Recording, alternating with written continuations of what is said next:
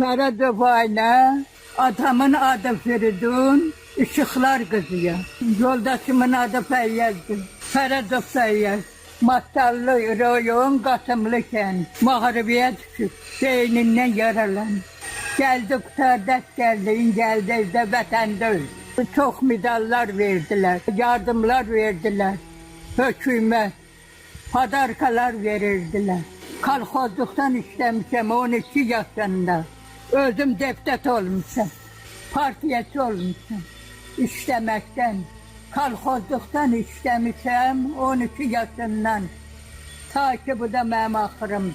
Özüm de işittim, baş işittim. Yardımlar, padarkalar verirdi hükümetime. Kardonları getirerdiler, yığardılar eve. Allah canınızı selamet eylesin. Allah dünyadan gecenizi rahmet eylesin.